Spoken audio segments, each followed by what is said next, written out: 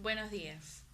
Agradeciendo de antemano la oportunidad de participar en este magno evento, debo indicar que el tema que hoy nos ocupa está relacionado con el tratamiento del derecho a la honra y reputación en la obra de Mario Vargas Llosa, Cinco Esquinas, y su vinculación con el caso judicial peruano denominado Diarios Chicha.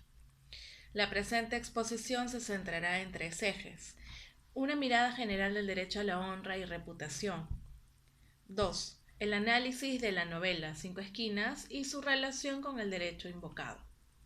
3. La relación de la obra con el caso judicial peruano denominado Diario Chicha. A manera de introducción, podemos indicar que el vocablo honor es una palabra latina que viene del griego ainos, que significa alabanza. Su origen etimológico se encuentra ligado a la idea de bien, de mérito, de todo aquello que despierte admiración y respeto. El diccionario de la Real Academia Española define el honor como la cualidad moral que lleva al cumplimiento de los propios deberes respecto del prójimo y de nosotros mismos. Gloria o buena reputación que sigue a la virtud. El concepto de honor ha estado presente en nuestra historia.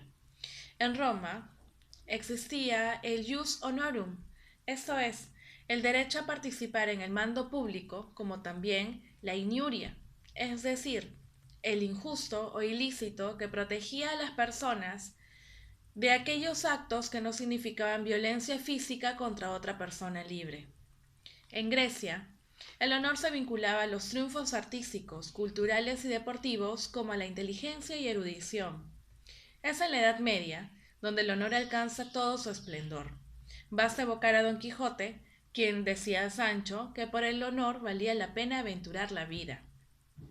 Asimismo, tenemos que el enraizamiento y la importancia del honor en nuestra cultura han quedado así expuestas en el Cantar del Mío Cid, como uno de los registros más antiguos de la literatura española sobre la honra, su defensa y recuperación.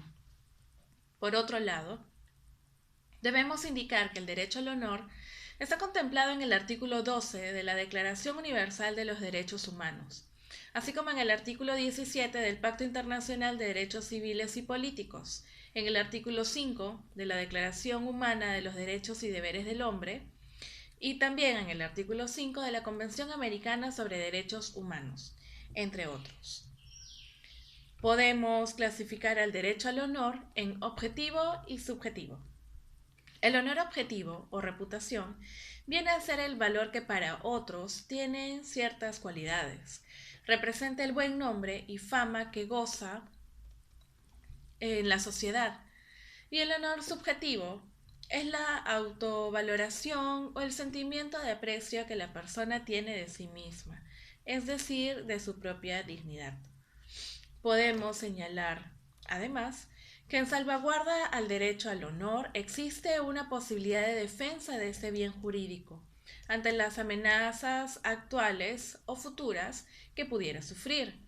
De esa manera la protección se extiende a todo aquel que pudiera perturbar aquel derecho, con especial énfasis en los medios de comunicación social, quienes por el manejo que poseen de la información podrían cometer excesos, haciéndose responsables de las eventuales sanciones legales por el uso de esa información. Por ello, el derecho a la honra es un límite a la libertad de información, siendo derechos que pueden entrar en conflicto. En ese caso, se debe privilegiar el derecho al honor, salvo que exista un interés de la sociedad. Como punto segundo, la novela que hoy es materia de exposición está ambientada en el Perú de los últimos años de la dictadura de Alberto Fujimori. Esto es entre los años 90 al 2000. La misma que se sirvió de diversos métodos para establecer y mantener su poder, entre ellos el manejo y utilización de los medios de comunicación en su favor, en medio del combate contra el terrorismo. Así, en Cinco Esquinas, nuestro Premio Nobel de Literatura 2010 explora el periodismo amarillo, utilizado como un arma para destruir honras, Como suele suceder en muchas otras novelas de Vargas Llosa, nos muestra un cuadro socioeconómico del Perú. Los personajes pertenecen a diferentes clases sociales, por lo que sus luchas, ilusiones, frustraciones y sueños son distintos. Como resumen de la obra, podemos comentar lo siguiente. A finales de los años 90, Lima se desangra entre los secuestros extorsivos y la violencia terrorista del grupo denominado Sendero Luminoso. El toque de queda obliga a Chabela a quedarse a dormir en la casa de su amiga Marisa. Y así, en medio de la noche, las amigas se transforman en amantes. Marisa está casada con el exitoso empresario minero Enrique Cárdenas, más conocido como Quique para los amigos. Su mejor amigo es Luciano, que es marido de Chabela, un intachable y conservador abogado.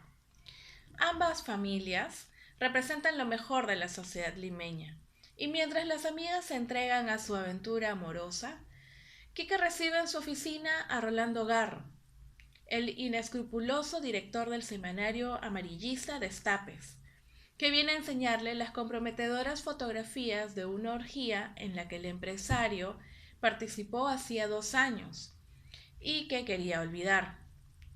En principio, el periodista no parece dispuesto a extorsionarlo, pero la reputación de Quique está en juego y, angustiado, recurre a su amigo Luciano.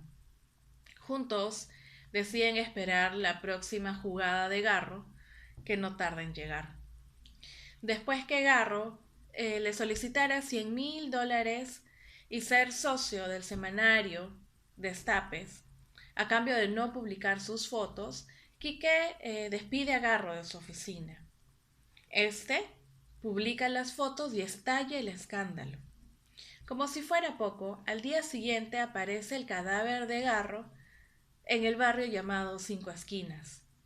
Es allí donde aparecen 2 personajes cruciales. Por un lado, Juan Peineta, que es un anciano recitador de versos y ex cómico televisivo, al que Garro llevó a la ruina, y a quien intentaron cargarle el crimen.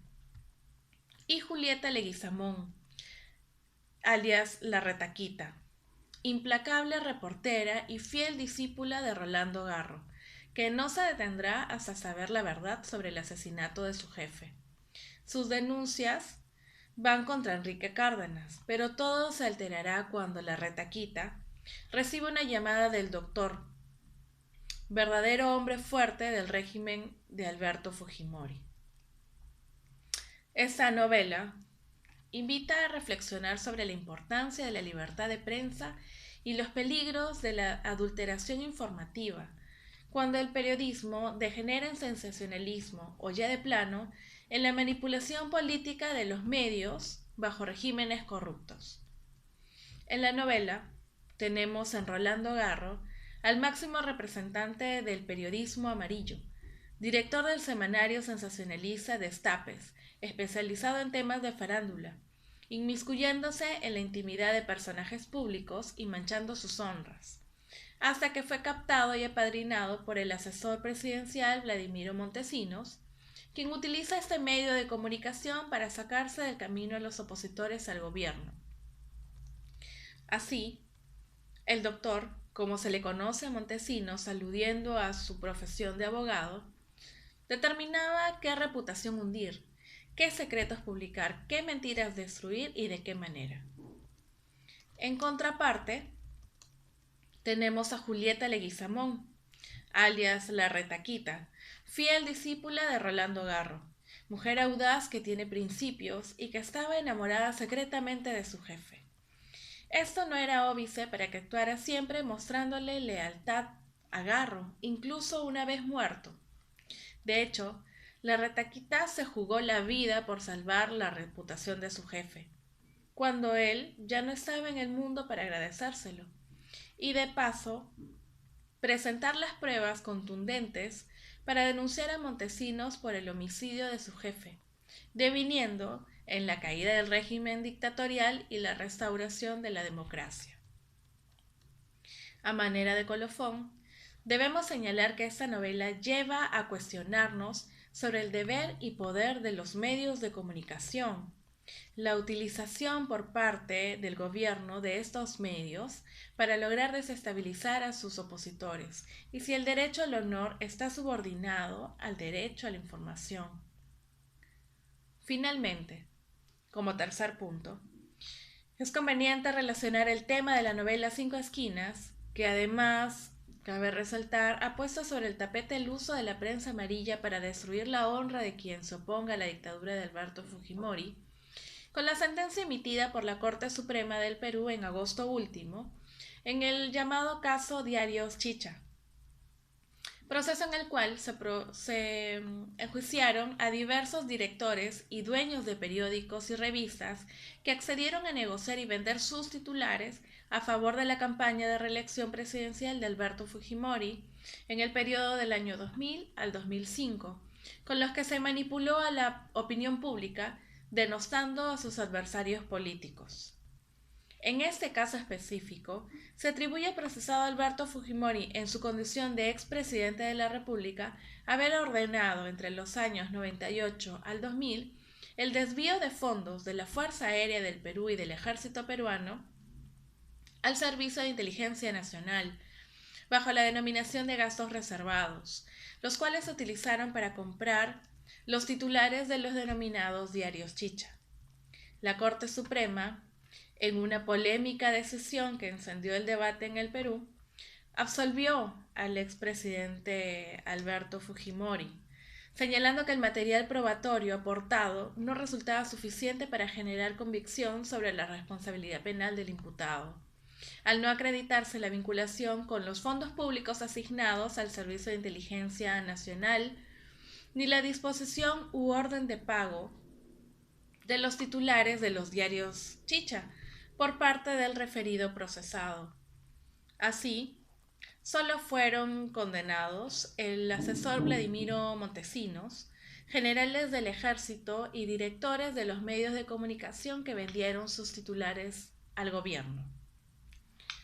Con todo lo anteriormente expuesto, resulta conveniente proceder a analizar cuáles son los resultados entre la convergencia del derecho al honor y el derecho a la información.